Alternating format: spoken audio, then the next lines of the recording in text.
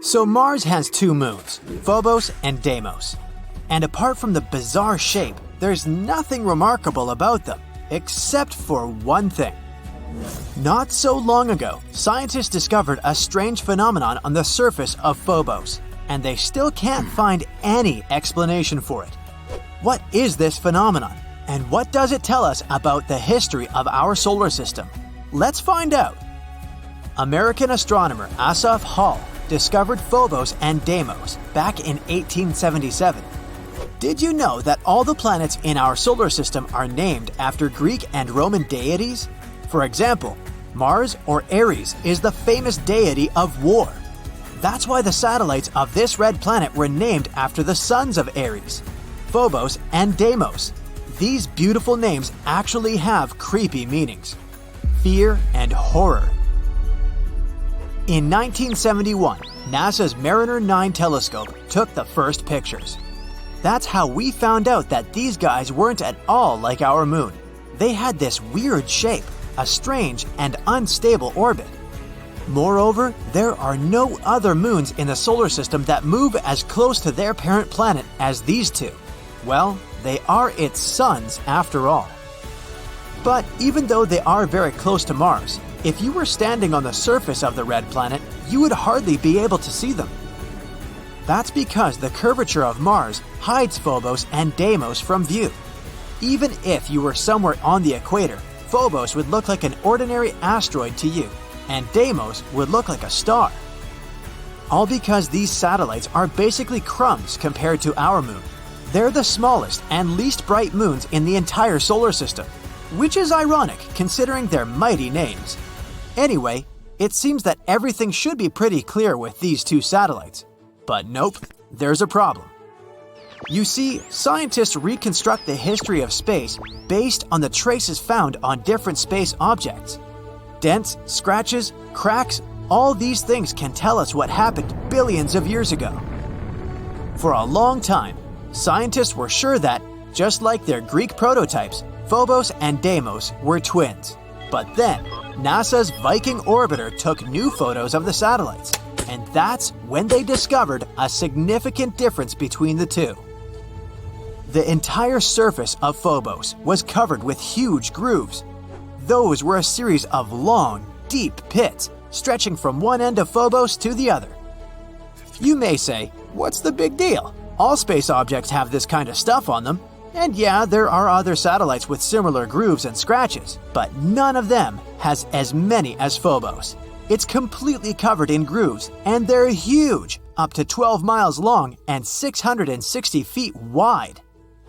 And that's not all. Some of these grooves intersect with others. This means that Phobos has experienced not one, but many traumatic events. But what exactly happened to it?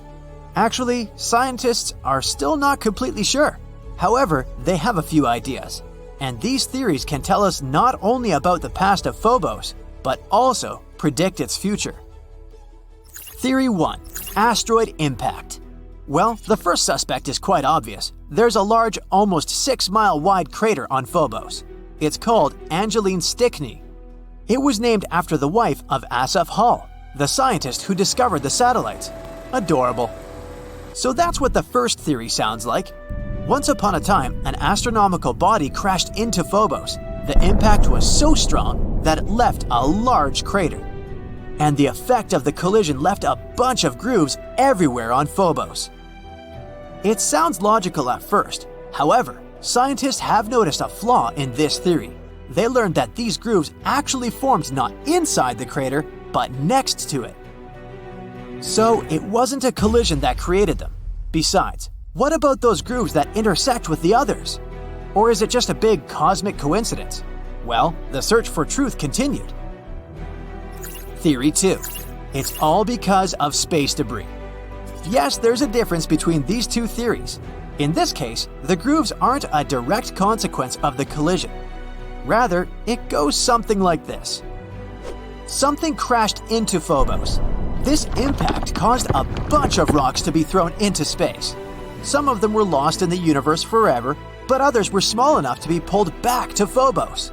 Passing next to the moon at a steep angle, they would crash into it, jumping away, and so on. And since the gravity of Phobos is very weak, perhaps they couldn't stick to it. In other words, these rocks were continuously pulled toward and pushed off of the satellite for many, many years. This theory explains the intersecting grooves. It's because the rocks were constantly falling into those places. It sounds quite logical, but there's another problem. We don't see any boulders on Mars or on the surface of its moons. But all this debris was supposed to get trapped by gravity and remain somewhere in the planet's orbit. This, or simply become part of Phobos. In other words, if this were true, we'd find evidence of this theory under layers of dust. But that didn't happen, so this explanation didn't satisfy astronomers either. Therefore, they continued to look for the culprit. Maybe the grooves have nothing to do with Stickney Crater at all. Maybe the real culprit is something else, something even more powerful. Could it be Mars itself? Theory 3. Mars is a twist villain. The previous theories imply that Phobos and Deimos were originally pieces of Mars. Like once upon a time they broke away from it and became satellites, just like our moon. But what if that wasn't the case? Observations made by NASA's Mars Global Surveyor show that Phobos and Deimos are made up of elements which are mainly found in meteorites and asteroids. So, what if Phobos and Deimos are asteroids? There's an asteroid belt between Mars and Jupiter. Given the size, shape, and composition of Phobos and Deimos, scientists have suggested that once upon a time they belonged to this belt. However, one day they flew out of it, and then gravity pulled them to Mars. This phenomenon is called asteroid capture. It's very strange though. Yeah, the asteroid capture isn't uncommon, but these two have been flying next to Mars for what, billions of years? It's weird that their orbits have remained the same. In addition, the atmosphere of Mars is very rarefied, and because of this, it could hardly capture any asteroids. In theory, they should have separated from Mars at the first opportunity. However, this didn't happen. It means that somehow they got stuck, and Mars immediately began to destroy them. Yep, an unexpected twist. In this version, Mars turns out to be a villain. By studying the past, we've found some evidence of future crimes. The mysterious grooves of Phobos could be caused by tidal forces between Mars and Phobos. The Moon and Earth also exchange these, slightly distorting each other. But since Phobos is much closer to Mars, the impact of gravitational forces is much stronger. In other words, the gravity of Mars is gradually destroying Phobos. Every 100 years, the satellite gets 0.7 inches closer to Mars. It also shrinks as much as 6.5 feet, becoming even more fragile and weaker. The smaller it gets, the more the tidal forces impact it, creating strange grooves and scratches on Phobos. Yep, somewhere in 30 to 50 million years, Phobos will either collide with Mars or disintegrate and turn into a bunch of small rocks. And then Mars will also have rings, like Saturn and Neptune. That's why Phobos is called the doomed Martian moon. Anyway, these are all only theories, but the dramatic backstory of Phobos gives us an idea of how dynamic extraterrestrial objects can be. The more we learn about them, the more we discover about the secrets of the origin of not only Mars, but also other objects in our solar system. If one day we really colonize Mars, studying its moons can help us a lot. Let's hope that the upcoming MMX mission will reveal some of the most exciting secrets Mars's moons are hiding. Mars is a dry, rocky, and barren planet. It's difficult to imagine that once upon a time, the red planet could have had a landscape similar to ours. But scientists believe that this is the case and that millions of years ago, Mars was filled with vast oceans of water. In early 2021, NASA sent their most advanced rover yet to the red planet. Its mission is to search for any signs of microbial life that hint at the planet's past. They named the rover Perseverance, or Percy for short. Even Percy's initial landing on Mars itself was a scientific discovery. The rover landed using auto-navigation along with onboard cameras to track the planet's surface and find the ideal spot to land. This helped scientists work out the best landing options for future missions to Mars. Percy currently roams the red planet, guided by a new and highly advanced auto-navigational system. The majority of his day is spent analyzing rock formations. Percy is decked out with a high-tech laser that fires a tiny pinpoint beam into rocks. The laser creates a plasma from the rock samples. Then Percy's onboard spectrograph analyzes the plasma to identify the chemical composition of the rock. Two of Percy's most significant findings so far are rocks that have been nicknamed Mazi and Yigo. These words come from the Navajo dialect, in tribute to a NASA engineer from the Native American Navajo tribe. Mazi means Mars, and Yigo means diligent. These two rocks are both salt-like in composition, meaning they are igneous rocks. If you're not familiar with your rock species, igneous means that the rocks were formed from a volcanic eruption. The current shape of Mazi and Yigo suggests that they have been molded by a watery environment. This could be proof that Mars was once filled with water. Another interesting rock discovered has been nicknamed the harbor seal. This is a dark, smooth rock that scientists believe had been sculpted by powerful northwesterly winds to resemble the playful marine animal. For decades, scientists have theorized about the wind and weather patterns on Mars. This finding seems to support their existing weather modeling of the planet. Percy has sent back over 20,000 images since arriving on Mars in February, including an internet-breaking selfie. Audio files have also been sent from the Mars mission. For the first time ever, we can listen in to the eerily and ambient sounds of extraterrestrial winds on the Martian landscape, all thanks to the rover's onboard microphones. For the first time ever, oxygen has been produced using human technology on another planet. Inside Percy is a gold-plated box around the same size as a car battery. This is the MOXIE unit. MOXIE stands for Mars Oxygen In Situ Resource Utilization Experiment. Yeah, that's a bit of a mouthful. 95% of Mars' atmosphere consists of carbon dioxide. The MOXIE unit diffuses the carbon dioxide and, through an intricate chemical process, turns it into oxygen. The unit has produced a modest but still historic 5 grams of oxygen. This works out to around 10 minutes of breathable air. It's also a good sign for what could come in the future. Who knows? Maybe one day MOXIE can produce enough oxygen to support a human colony on Mars. For now, scientists are more focused on MOXIE producing enough oxygen to create rocket fuel. In order to propel the standard-sized modern-day spacecraft off of Mars, you would need 7 metric tons of rocket fuel and 25 metric tons of oxygen. This would be far too heavy for a spacecraft to bring from Earth. So, if there is ever to be a manned mission to and from Mars, there needs to be some way to create fuel on the planet. For those of you worried about Percy being lonely, he actually has a special companion up there with him. Stowed inside the rover on his descent to Mars was a small but expensive helicopter named Ingenuity, but you can call her Ginny for short. The mini helicopter cost NASA $80 million to develop, but every penny was worth it as Ginny made history by performing the first powered drone flight on another world. Ginny was a massive scientific feat, as engineers originally struggled to design a helicopter dinky enough to be stowed on an interplanetary rover, but powerful enough to take flight on another planet. After the success of Ginny, scientists are now collecting data from the one-of-a-kind helicopter to aid in the design of smart micro-drones here on Earth. The helicopter is used to explore terrain that is unsuitable for the rover.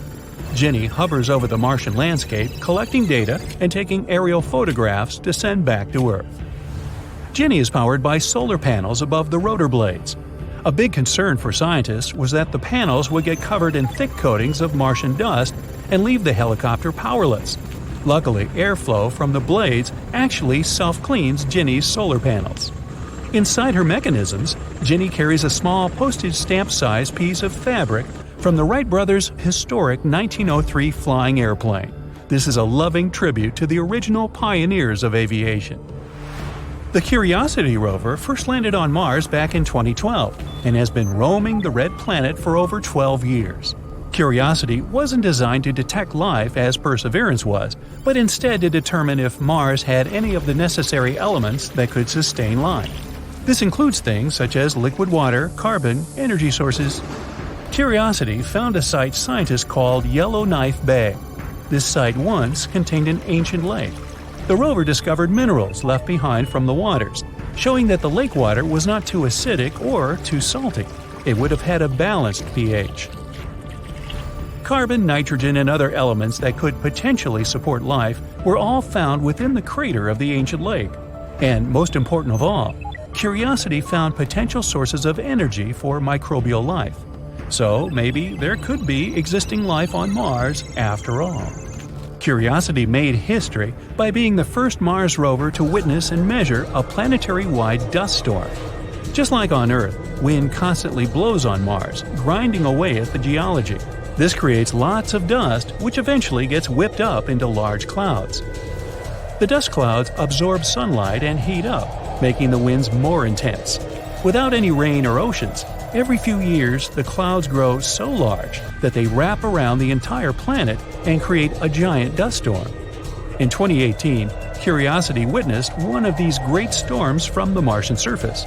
It noted that sunlight on the planet decreased by 97%, and many large sand dunes were left behind. Curiosity has spent more than a decade measuring the radiation environment on Mars. This allows scientists to work out if humans could safely visit the red planet without turning radioactive. So far, the news is encouraging, and the Mars radiation levels are comparable to those experienced by astronauts aboard the International Space Station. This means that astronauts could endure a long-term round trip without having to worry about radiation too much. Mars is home to the largest volcano in the solar system, Olympus Mons. This giant volcano is 14 miles high. That's about 2.5 times the size of Mount Everest. The volcano was formed millions of years ago, a time when Mars was filled with countless volcanoes, spewing molten lava across the planet's surface. Olympus Mons is a shield volcano, so rather than violently spewing lava and flames up into the air, lava would flow slowly down the sides of the volcano. This gives it its low, squat appearance and an average slope of only 5%. At only a few million years old, Olympus Mons is still a fairly young volcano. Because of this, scientists believe that it could potentially still be active, so maybe it could erupt at some point in the future. The Curiosity rover doesn't just eye up the local geology, it also takes a note of what's happening in the sky. In March 2021, it captured these shimmering iridescent colors in the sky, named mother-of-pearl clouds. This colorful display occurs when all the cloud particles are nearly identical in size. It usually happens shortly after the clouds have formed. Imagine you're stepping on board a once-in-a-lifetime Arctic expedition that departs to the east coast of Cape Bathurst in Canada's Northwest Territories. It's said that the location you're headed is unmatched on planet Earth. The final destination is an unbelievable location known as Smoking Hills. These red-striped rocks have been burning there continuously for centuries. It has minerals there that are only found outside our planet, on Mars. Some scientists even believe that the site can be an important case study for discovering life on the red planet. On board the small cruiser ship, you head out to the deck and spot an unusual scene on the horizon. You see clouds of smoke forming close to a seaside hill. It's as if a party of hundreds of people did campfires all at the same time. But this smoke is not man-made, your guide tells you. Naturally, most people guess it's a volcano. Some people on the deck even guess that an eruption might happen anytime soon by the looks of it. Your guide laughs, explaining that this is far from the case. Volcanoes are usually found on the edge of tectonic plates. It's a rupture on the crust of the Earth that allows hot lava and gases to escape to the surface. In the Smoking Hills, the story is different. The constant smoke is caused by a natural phenomenon. But you'll learn all about it over the next few days. As strange as it may sound, these rocks didn't begin burning yesterday. According to experts, the ground on Smoking Hills has been releasing clouds of smoke for at least a couple hundred years, non-stop. You heard it right. But experts are still unsure how long they've been burning. It could be thousands of years. Now, before you leave the ship, some instructions are in order. The expedition leader explains you're going to enter a high-risk place. So, we replace your regular hiking boots and clothes with a special suit and gas mask before stepping on site. The clouds of smoke you are now watching from a safe distance are composed of sulfuric acid. This chemical is highly toxic. You need to be careful while breathing its air. So remember to keep those masks on. Oh, and as tempting as it may look, don't touch anything with your bare hands. Legend says that the first crew to explore the Smoking Hills found it by mistake. And imagine, these people had none of the gear you're going to use. First written records on the Smoking Hills date back to the 1800s. Irish explorer Captain Robert McClure led an expedition to find the lost explorer Sir John Franklin and had disappeared for over 5 years. The crew took a wrong left along the way and stumbled upon these burning rocks. They also thought it was an active volcano, much like you did, but they discovered how wrong they were when they stepped on site. McClure got curious and took a sample rock back to the boat, and the story says it burnt a hole through his mahogany desk. Remember this when you feel like taking a souvenir home with you. It might not burn a hole on your desk, but it sure will fly through your pocket or any container you try to use to take it. Now, it's day 2, and you're ready to explore the location. The expedition's crew is divided into smaller boats. On your way to the shore, you notice a group of animals. They are far from the smoke, and it looks like they have themselves a mealtime. The Smoking Hills are located in the Arctic tundra, and there are rich fauna and flora nearby. Slowly, you're approaching the shore. Now you see the cliffs are made of red striped rocks that look like they've been hand-painted by someone.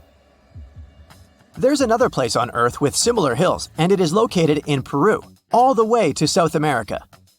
The so-called Rainbow Mountain or Seven-Colored Mountain is a mesmerizing natural phenomenon. They are formed by the sediment of different materials. While the Smoking Hills are mainly red, over in Peru, these mountains have stripes of lavender, gold, red, and even turquoise. When you finally leave the boat on the foot of the Smoking Hills, you begin your hike up. Stepping is difficult with your special boots. The soles are made specially to support high-degree temperatures, but it sure is hard to keep your balance. Before you know it, you're as close to the burning rocks as you can get. Your first impression is to get out of there as fast as possible. Conditions for human life are harsh over there. It's inhospitable, and everything about the place says you shouldn't stay for long. But you are also beyond curious. You might ask yourself how these rocks keep burning for so long. The science behind it is not too complicated. The rocks you're looking at are called shales. They are a type of sedimentary rock formed by clay minerals. Your guide explains that the secret to the smoke lies on the ground. The soil is formed by sulfur and coal. When they get in contact with oxygen, they spontaneously ignite, releasing the smoke you're now seeing. The few ponds in the region have very acidic water. Scientists say that this world region is the only one to show a negative pH. It means this water is naturally corrosive, so you don't dare drink it. Make sure to bring your own water bottle when leaving the ship. You spend a few hours there, but it seems like a whole day. The suits are heavy, and breathing through a gas mask is not your idea of comfort. At the end of the day, you head back to the ship, enjoying a beautiful Arctic sunset on the way. On the morning of your third day, you're in for a nice surprise. You're not heading out again. Instead, you're going to take a trip to outer space. Metaphorically, of course. Your guide talks about the connection between the Smoking Hills and Mars. Looking for life on Mars has been a journey all on its own, but recently, scientists discovered the exciting presence of jarosite on the Smoking Hills. And guess what? Jarosite is an abundant mineral on Mars. Experts think that this may indicate that Mars did have running water at some point in the past, since jarosite needs groundwater to form. This huge discovery may take science many steps closer to a breakthrough.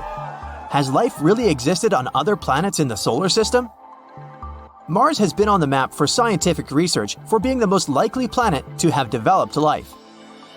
The atmospheric temperature now is unbearable for above-ground life, but it was similar to Earth's at some point. The most important proof needed is to find the evidence of running water. Right now, as we speak, the Curiosity rover is out there looking for any piece of information that can hint at the existence of life on Mars, past or present. Just out of curiosity, the rover has been exploring the surface of Mars for over 3,566 days so far. If you do the math, it makes for 9 years and 279 days.